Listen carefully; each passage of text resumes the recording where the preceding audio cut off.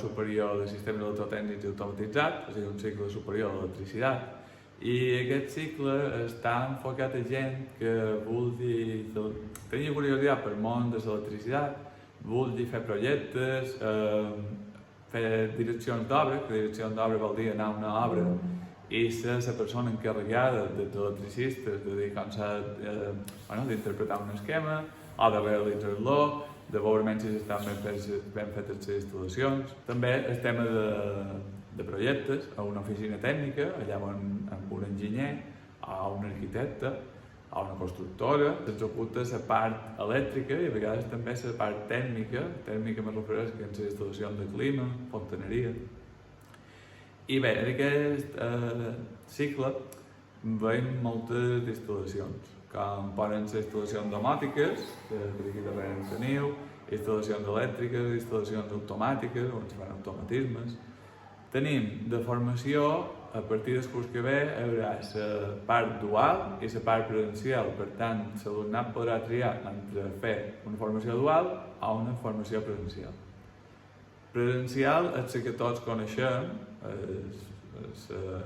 l'FP de tota la vida, que vens aquí durant un curs i mig i el darrer trimestre també has de fer una formació a una empresa. La part dual seria que comences aquí durant 5 dies fins al març, si s'aprova tot, te'n vas a una empresa durant 3 dies a fer feina i 2 segueixes fent feina aquí. Per tant, tens un contracte laboral amb una empresa durant 14 mesos.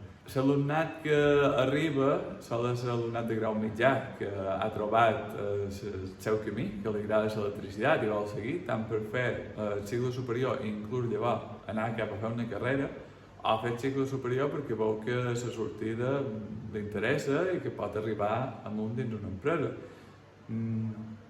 Després, alumnat de batxiller, que no se decideix per fer una carrera i prova de venir aquí. N'hi ha que els agrada molt i el cicle superior li dona una feina que ja estan encantats amb ella, n'hi ha d'altres que volen seguir estudiant i per tant se'n van a fer una carrera. També hi ha alumnes, hem hagut alumnes que han intentat una carrera i no els ha convençut, o bé per nivell de feina que els demandaven o perquè han trobat que no era el que ells esperaven, han hagut de fer el cicle i mira, han trobat una manera de trobar una feina que els agradava. Normalment, l'alumnat que comença el cicle sol seguir, encara que n'hi ha que no segueixen. Això és perquè o bé no està ben informat o no sap què se pot trobar. Quan venim aquí a fer aquest cicle, sí que ha de tenir un interès per l'electricitat.